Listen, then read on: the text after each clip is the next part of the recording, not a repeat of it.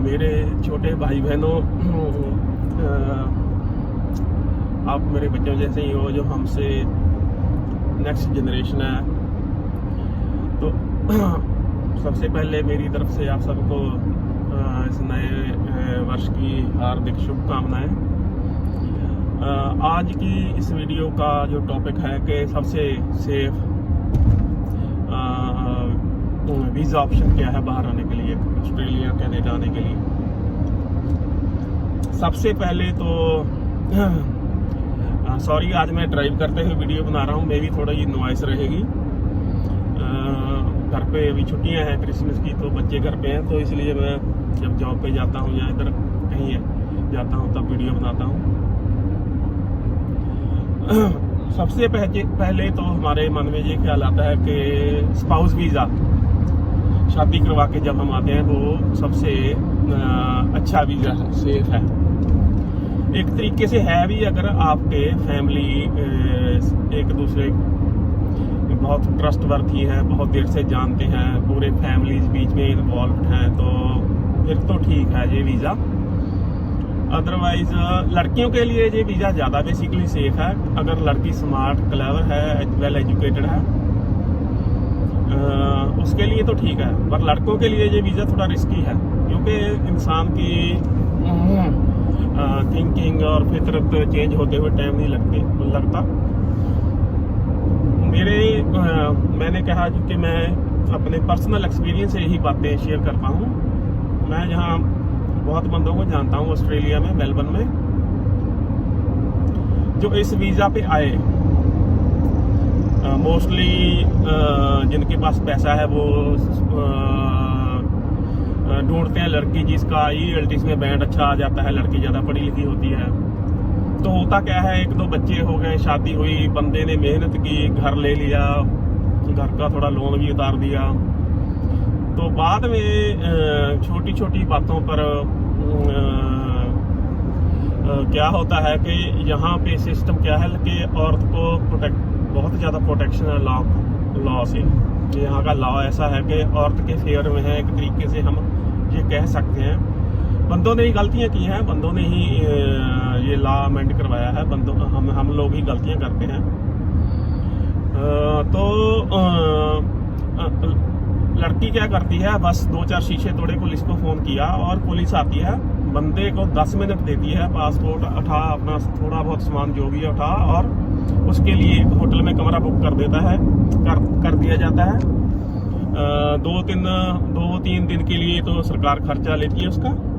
बाद में वो ही इज एट हिज ओन, उसको सारा खुद देखना पड़ेगा। और बच्चे लड़की के पास रहेंगे, बंदे को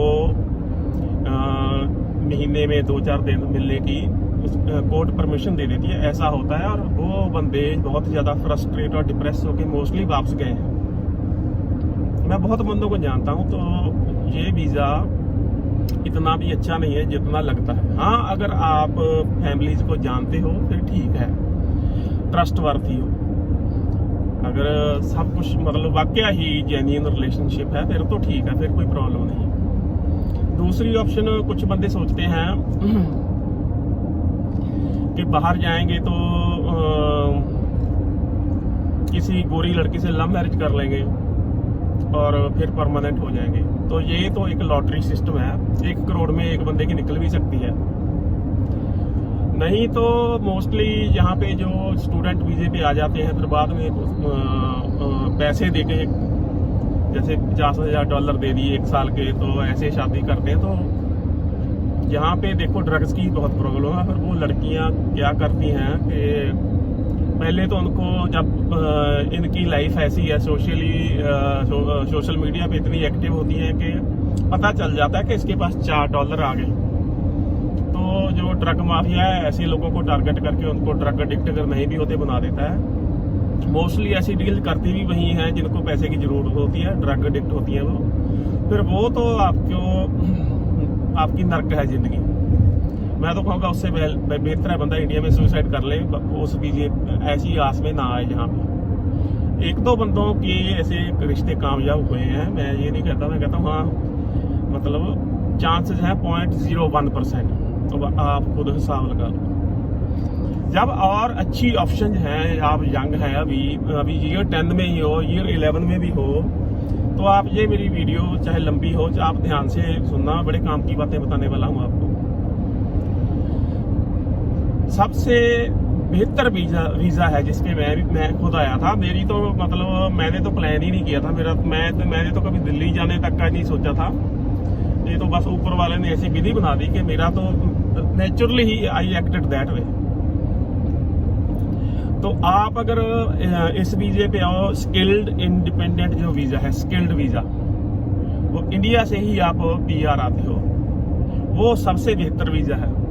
और उसका थोड़ा टाइम लगता है, पर इंडिया में स्ट्रगल करना मच इजियर है, क्योंकि आपके पास बहुत सारी सपोर्ट अवेलेबल है, पेरेंट्स हैं, रिश्तेदार हैं, रादर देन फॉरेन कंट्री में आके आप बहुत ज़्यादा स्ट्रगल करो। इंडिया में स्ट्रगल करना मच इजियर है। आपके पास कुछ शादी, कुछ ऐसे ओकेजन आएंगे कि आपको ब्रेक्स मिलती रहेंगी, आपका मन लगा रहेगा, यार दोस्त के साथ बैठ उठ सकते हो आप। यहाँ तो फिर बाद में बंदा लोनली ही है, और 24/7 वो तो काम ही काम करता है बस। ट्रेन में सो लिया, बस में सो लिया, जितना सो लिया, ऐसी स्टूडेंट की लाइफ होती है। तो अगर आप ईयर 10 में हो, हम लोग क्या गलती करते हैं कि एक तो हमने जो गुलामी झेली हुई है ना, तो हम चाहते हैं कि ऑफिसर रैंक की जॉब मिले, सरकारी जॉब मिले। वो उस टॉपिक पे मैं कभी फिर बात करूंगा। तो आप लोग डिग्रीज, BTech ऐसे कोर्सेज की तरफ ज़्यादा जाते हैं लोग, जबकि अगर आपके 70% अब आप मार्क्स हैं, आप गरीब परिवार से हो, ज़्यादा पैसा नहीं है, तो सबसे इजी ऑप्शन ये है कि आप ITI करो। 4 साल की आप क्वालिफिकेशन लो। इंडिया में बहुत सारे इंस्टीट्यूट हैं जहाँ, जैसे मैंने इंडो जर्मन लुधियाना से डिप्लोमा किया है, वहाँ होता ही डिप्लोमा 4 साल का, क्योंकि यहाँ पे फॉरेन कंट्रीज में 4 साल मिनिमम है किसी भी स्किल में कोर्स। तो आप अगर आपको, जैसे चंडीगढ़ में इंडो स्विस है, बेंगलोर में इंडो डेनिश है, GTNTC ऐसे, मतलब लखनऊ में भी है शायद इंडो जर्मन, ऐसे इंस्टीट्यूट हैं, पर उनमें बहुत कम सीटें होती हैं। मेरे को तो आए हुए भी मोर देन 17 ईयर्स हो गए, तो चेंज भी हो गया होगा बहुत कुछ।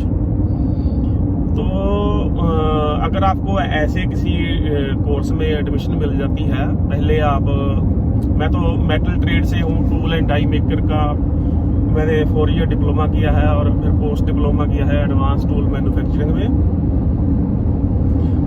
अगर किसी सबसे पहले तो आप देखो कि आपको कौन सा ट्रेड अच्छा लगता है। तो जहाँ आकर कोई भी काम करो, कोई नहीं पूछता। वैसे मैं तो कहता हूँ उसी ट्रेड में रहना चाहिए, नहीं तो आप आने वाले लोगों के लिए कांटे बो देते हो, कांटे बीज देते हो।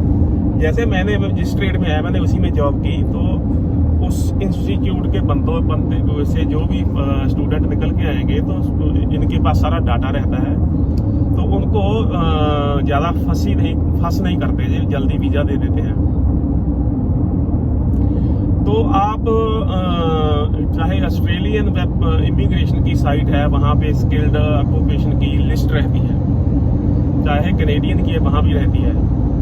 तो आप उनमें से आपको जो भी स्किल अच्छी लगती है, वहाँ पे जैसे फिटर एंड टर्नर रहेगा, tool maker, metal machinist, same ही चीज़ है, वो रहेगा। CNC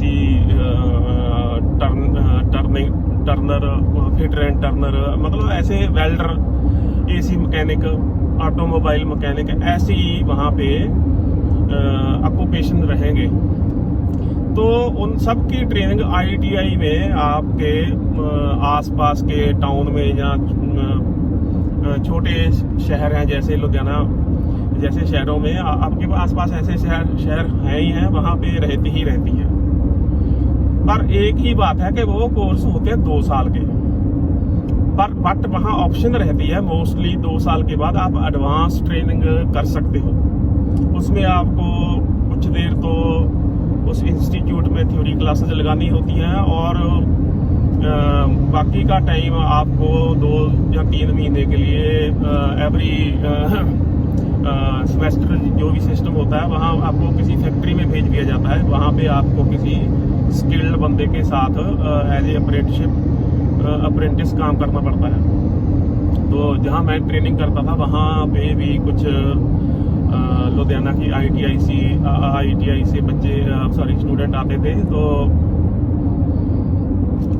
मेरे उनके साथ फ्रेंडशिप हो गई और वो बंदे यहाँ आ गए क्योंकि उनकी क्वालिफिकेशन 4 साल की थी। मैं ये बातें ऐसे नहीं आपके साथ शेयर कर रहा, मैंने 11 ट्रेड असेसमेंट्स कराई हैं। उनमें से 4-5 लड़के बाहर आ गए जो सिर्फ ITI होल्डर थे, और जो नहीं आ पाए तो उनकी एक ही प्रॉब्लम थी इंग्लिश। उनसे IELTS क्लियर नहीं हुआ। तो मैं आपको एडवाइस करूंगा कि आपके पास 7 साल हैं, 4 साल का तो आपको चलो ये ट्रेनिंग हो गई, 3 साल का आपको एक्सपीरियंस चाहिए और सीधा वीजा है अगर आपका IELTS में ठीक बैंड आया जितना एम्बेसी मांगती है। तो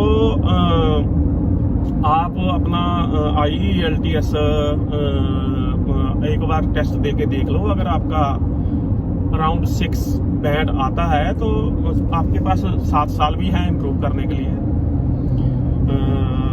कुछ बहुत गरीब जैसे मैं था तो मैंने तो अप्लाई ही नहीं किया, हालांकि मैं तो बहुत देर पहले एलिजिबल था बाहर आने के लिए। तो वो बंदे ये सोच के ना कि लाखों रुपए लगे, कुछ नहीं, आपके पास 7 साल हैं और आपको 1-1.25 लाख रुपए की ज्यादा से ज्यादा जरूरत है ऑस्ट्रेलिया आने के लिए। कनाडा आने के लिए थोड़ा बहुत प्लस माइनस हो सकता है, लेकिन कोई ऐसी डरने वाली बात नहीं। आप बहुत लोग इंडिया से बाहर आए हुए हैं, जैसे कोई बंदा वाकई ही क्वालिफाई करता है तो अगर मेरे संपर्क में आता है तो एम्बेसी को उसके बिहाफ पे मैं पे कर सकता हूँ। आप किसी भी बंदे से हेल्प मांग लो। अगर आप वाकई ही प्रूव कर दो कि मेरे पास सिर्फ मनी की प्रॉब्लम है और मेरा वीजा लग सकता है, तो बहुत बंदे आपकी हेल्प करने के लिए तैयार हो जाएंगे, इंडिया में भी तैयार हो जाएंगे। तो ये सोच के आप पीछे मत हटना कि पैसे की प्रॉब्लम आएगी। तो वैसे भी 7 साल में इतना पैसा कोई भी बंदा सेव कर सकता है। तो आप ये 4 साल का कोर्स करो। मैं कोशिश करूंगा कि डॉक्यूमेंटेशन बहुत सिंपल होती है, बहुत ही सिंपल फॉर्म होता है। फिर भी मतलब मैं फॉर्म फिल करके एक वीडियो में सैंपल या कोई लिंक डाल दूंगा आपको। कोई खास उसमें अमेरिका और एवरेस्ट की चोटी पे चढ़ने वाली बात नहीं है, बड़ा सिंपल है। हिंदी मेरी थोड़ी ऐसी है, चलो बात समझ में आनी चाहिए।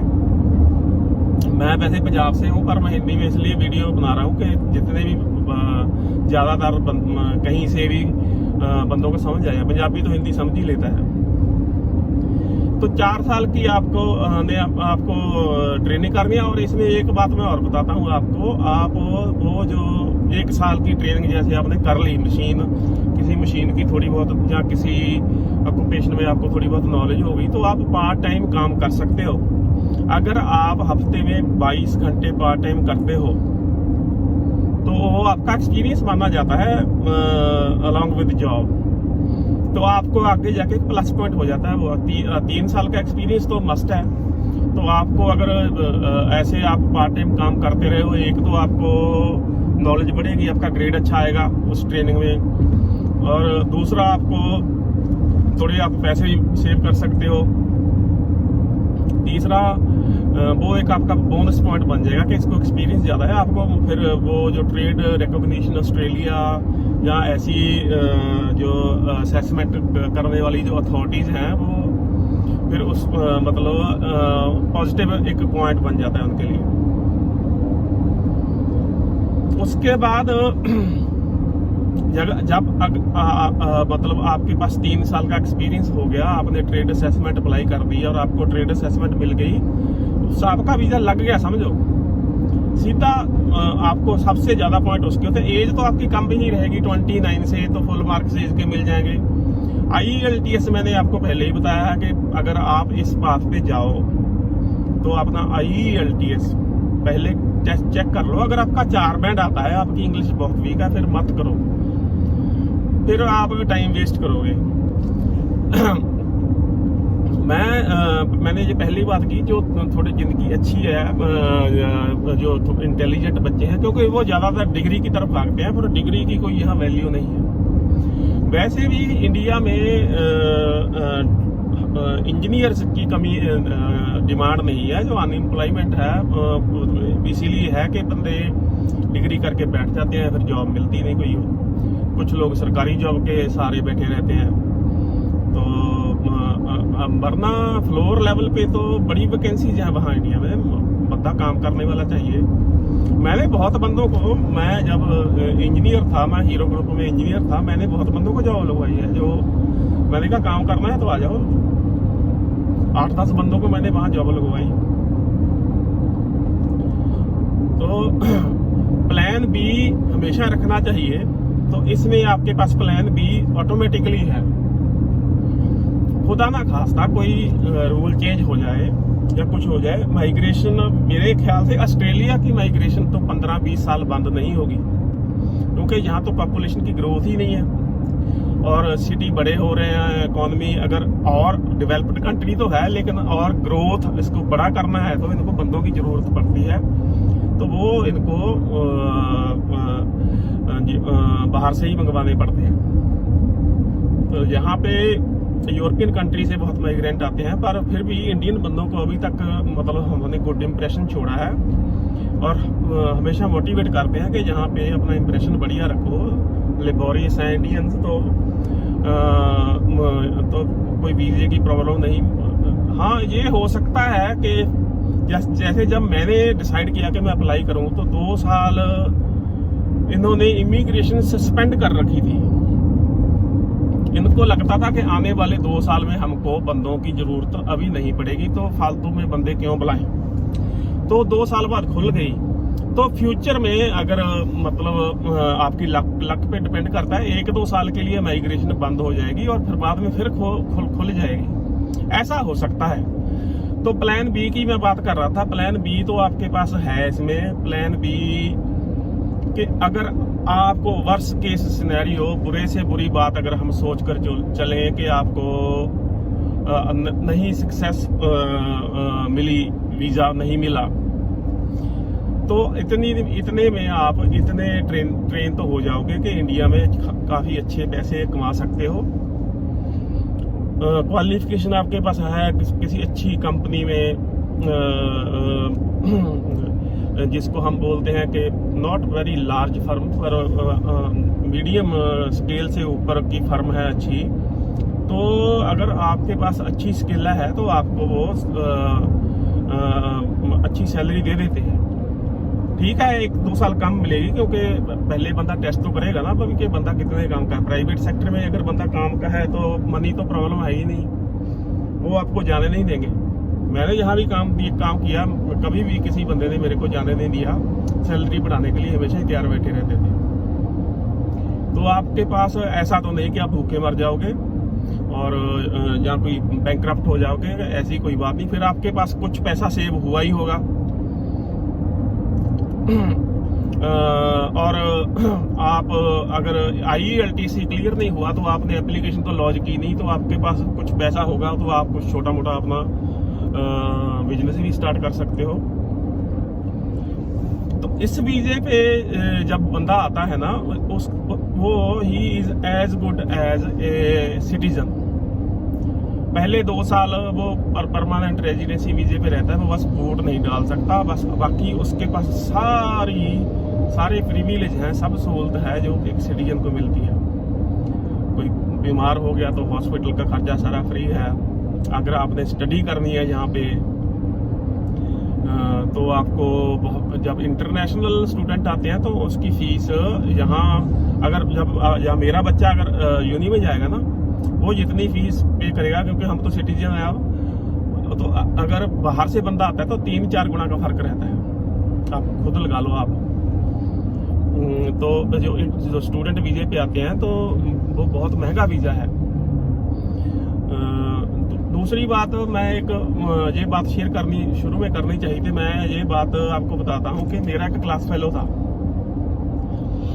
वो किसी एजेंट की बातों में आके जल्दी आने के चक्कर में कि एक तो इंडिया में हालात ऐसे हैं कि बंदा कहता है निकलो यार यहाँ से।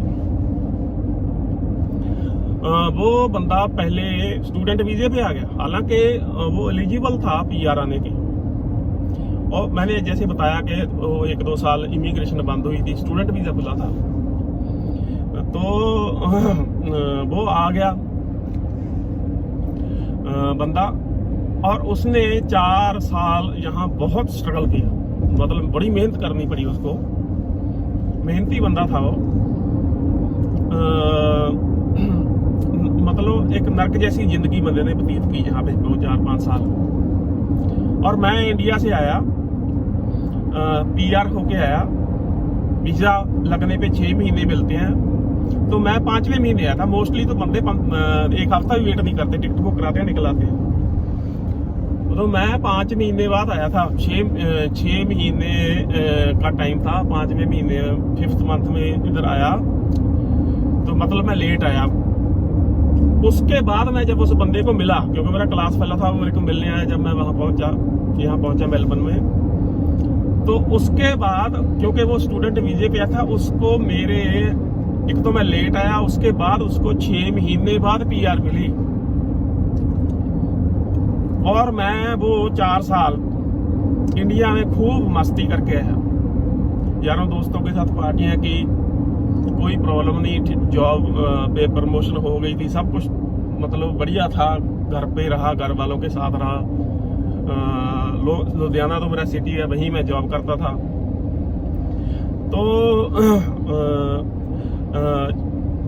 आप खुद कंपेयर कर लो कि मैंने पूरी मौज मस्ती की, और उन सालों में, हालांकि पहले तो मैंने बहुत ज्यादा स्ट्रगल किया, और उसने 2-2, 3-3 अलार्म लगा के सोता था, कभी ट्रेन में ये जॉब करना, फिर यूनिवर्सिटी, फिर और काम करते थे 20 घंटे पर वीक अलाउड होता है बंदे को काम करना, स्टूडेंट को, पर उतने में गुजारा नहीं होता, तो कभी टैक्सी चला, कभी कुछ कर, ये कर, वो कर, फिर इमिग्रेशन की कहीं रेड ना पड़ जाए, फिर डिपोर्ट कर देंगे अगर पकड़े गए, ये रिस्क हमेशा ही रहता है। तो इतना बर्डन झेल के वो बंदा मतलब पक्का हुआ, और वो प्राइम एज होती है जब, वही तो उम्र होती है जब बंदा एंजॉय करता है, यंग होता है। तो इसीलिए मैं कहता हूँ कि निकलने की जल्दी मत करो। मेरे ख्याल से अभी जो अभी ईयर 10 में है, उनके बाद भी 8 साल तक जो बैच निकलेंगे, उनके पास भी चांस रहेगा इस वीजा पे आने का। तो कोई जल्दी करने की कोई बात नहीं, कोई इतनी जल्द। और इस ये ऑप्शन देखो, अमीर जो है, अगर आप अमीर हो फिर तो आप शायद ही इस ऑप्शन पे जाओ। अगर आप लोअर मिडिल क्लास फैमिली या लोग, आपके पास पैसा नहीं है, जमीन कम होगी, तो ये जो ऑप्शन आपको सूट करेगी, क्योंकि आपके पास और कोई ऑप्शन है ही नहीं। हाँ, बस आप वहाँ की, हमारी सोसाइटी ऐसी है, हमारा सिस्टम ऐसा है, हमारी थिंकिंग ऐसी बन चुकी है कि डिग्री करेंगे, आईटीआई को बाहर कौन पूछेगा, भाई आप यही तो बड़ी गलती करते हो। ये सबसे बड़ी मूर्खताई है। फिर पेरेंट्स बताते हैं यार कि हमारा लड़का हाथ काले करेगा, ये तो फर्स्ट डिवीजन में पास हुआ है। बस यही गल, बाद में डिग्री करके अप्लाई करने लग जाते हो, ठीक है। IELT वहाँ इंग्लिश इंप्रूव तो हो जाती है, क्योंकि IITI तो ऐसी संस्था है जो अगर आपको जितनी इंग्लिश आती है वो भी बुला देगी। उनका IELT तो आप बेशक जरूर बेहतर आ जाता होगा आपका बैंड उनका, पर बाद में वीजा नहीं मिलता, उनको ज्यादा प्रॉब्लम आती है। और फिर एक बैचलर डिग्री की ईगो भी होती है। और यहाँ पे मैंने बहुत बंदे देखे हैं जो इंडिया में अच्छी जॉब छोड़ के आए हैं, बाद में वो यहाँ फ्रस्ट्रेट डिप्रेस्ड ही रहते हैं, और लाइफ नहीं जीते, वो नर्क जीते हैं। फिर यहाँ पे बड़े बंदों को मैं जानता हूँ, उनका मन ही नहीं टिकता, वो कहते हैं यार मैंने तो गलती कर ली। तो आप बेसिक फ्लोर लेवल की, क्योंकि यहाँ अफसरों की जरूरत नहीं, ना ही यहाँ तो अफसर भी अफसर नहीं है। यहाँ बॉस को भी नाम लेके बुलाया जाता है ऑस्ट्रेलिया में, और वो आता है। मुझे याद है कि मेरा जो बॉस था स्टीव, हम इंडिया में वहाँ नौकर को भी नहीं बुलाते, उसको ऐसे ऐसे ऐसे करके इधर बुलाते थे, नाम भी नहीं लेते थे, उसकी तरफ देख के ऐसे उंगली करते थे कि इधर आ, और वो आता था। क्योंकि इन लोगों की प्रैक्टिकल थिंकिंग है बिल्कुल। वो सोचते हैं मेरा काम है, ये बंदा मेरा काम कर रहा है, जब ये काम जैसे ये कोई मोल्ड बना रहा है, डाई बना रहा है, मुझे मेरी इसको हेल्प की जरूरत है और मैं जाऊंगा और काम जल्दी होगा, पेमेंट जल्दी आएगी। सीधी सी बात है, काम करने का एक ही मोटिव है, पैसा कमाना। जहाँ सर जी जी जूरी वो वाली बात ही नहीं है। और यहाँ सोलिसिटर होती है लड़की वकील, डॉक्टर, और उसका बॉयफ्रेंड होता है वेल्डर। स्वीपर भी होगा, कोई यहाँ कोई फर्क ही नहीं है। यहाँ कुछ भी काम का सबको पता है यार, बिल है, रेंट देना है, अपने बाकी और यूटिलिटी के बिल हैं, तो पैसा चाहिए तो काम तो करना ही पड़ेगा, जॉब तो करनी ही पड़ेगी। पर इंडिया में हमारे क्योंकि हम गुलाम हैं ज़्यादा, हमारी थिंकिंग ये है कि अगर चेयर मिल जाए बैठने को बंदे को तो वो उसको बेहतर माना जाता है। वैसे भी हमारे जो मैंने देखा कि माँ बाप है ना, जब लड़की के लिए लड़का ढूंढते हैं तो वो वहीं पे अपने खुद के फैमिली में लड़का भी होता है, उनका खुद का भी लड़का होता है, और उसके दिमाग में सटलर लेवल, मतलब सटलर तरीके से, बड़े बारीकी से ये बात भर देते हैं। जैसे मैं एक फैमिली में गया, वो उसको उनकी लड़की जवान थी, तो बाप कह रहा था अगर सरकारी नौकर है तो मैं रिश्ता कर दूंगा। तो उनके घर में लड़का भी था, लड़की का भाई, और उसके दिमाग में ये बात बैठ गई कि भाई रिस्पेक्ट तो सारी सरकारी जॉब वाले बंदे की ही है, तो मैं भी क्यों ना सरकारी नौकरी बनूं। तो फिर वो प्राइवेट जॉब ही नहीं करता। तो पेरेंट्स जो हैं खुद ही अपने बच्चे को स्पॉइल कर रहे हैं एक तरीके से। यहाँ ऐसी कोई बात नहीं है। अगर बाहर आना है आपने, मैं जिस कंपनी में जॉब करता था ना, वहाँ एक बहुत पुराना फोरमैन था बंदा, ज्यादा पढ़ा लिखा नहीं था, पर वहाँ पे काम करके प्रमोशन होते होते मैनेजर बन गया था। उसका रैंक मैनेजर का था। तो उसका लड़का मेरा जूनियर था। वो उसको बोलते थे कि आप ये माल वहाँ पे मूव करना है तो ट्रॉली से, वो हेल्पर को ढूंढने में 1 घंटा लगा देता था। ट्रॉली को वो खुद भी मूव कर सकता था, पर क्योंकि वो डिप्लोमा होल्डर था तो वैसी ईगो रहती है। तब मैंने उसको दिखाया, मैंने कहा देख वो तेरे फादर साहब आ रहे हैं, वो एक लोहे का बड़ा सारा पीस, मैंने कहा मैनेजर रैंक का वो मोटे पे यहाँ कंधे पे वो उठा के आ रहा था, वो बुजुर्ग जो बंदा था मैनेजर। तो यहाँ इंडिया में आधा काम तो इसीलिए नहीं होता कि ईगो प्रॉब्लम बहुत है। यहाँ नहीं है। यहाँ मेरा बॉस था, हमने कॉफी पी, वो ये सोचता था कि ये कॉफी ये खाली कप वो किचन में लेके जाएगा, 2 मिनट वो मेरे ही खराब होने हैं, क्योंकि मैं इसको 12 आवर हैवी मतलब सैलरी देता हूँ, $25-30 पर आवर के देता हूँ। तो वो हमारे कप वो बॉस उठा के ले जाता था धोने के। ऐसी कोई बात नहीं है। तो ये डिग्री ये कि मैं मतलब हाई प्रोफाइल जॉब करनी, अगर आपने इंडिया में रहना है, अगर आपको लगता है कि हाँ मेरा इसमें कुछ प्रोस्पेक्टस है, कुछ कैरियर बन सकता है, तो ठीक है। वरना अगर बाहर आ पाना है तो फिर ऐसी बातें बिल्कुल दिमाग से निकाल दो। आप ट्रस्ट नहीं करोगे कि मेरे को 1 हफ्ते में जॉब लग गई थी, और उस जॉब पे मैंने 5 साल काम किया, और अपना सारा बिल्कुल सेट कर लिया।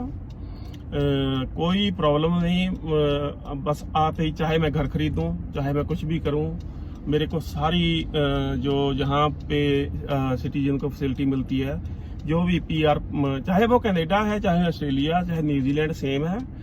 और ऑस्ट्रेलिया वीज़ा का ये एक और भी फायदा है कि अगर आप PR होके चाहे न्यूजीलैंड चले गए तो ऑस्ट्रेलिया में आ सकते हो, और अगर आप ऑस्ट्रेलिया आए तो आप न्यूजीलैंड में भी जा सकते हो। तो सेम ही मतलब है, कोई आपको प्रॉब्लम नहीं है। तो ये भी ऑप्शन है। जैसे कुछ लोग कनाडा में इसलिए जाते हैं कि यार वहाँ बर्फ उनको अच्छी लगती है, तो वो यहाँ पे अगर आपने इंडिया में निकलना ही है तो यहाँ न्यूजीलैंड सेम ही है।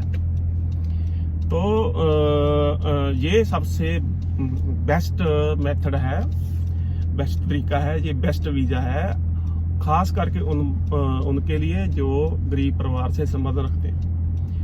अगर मैंने मेरे ख्याल से सब कुछ बता दिया। अगर मेरे को कोई बात याद आई तो मैं फिर किसी और वीडियो में आपके साथ वो शेयर करूंगा। Thanks for watching.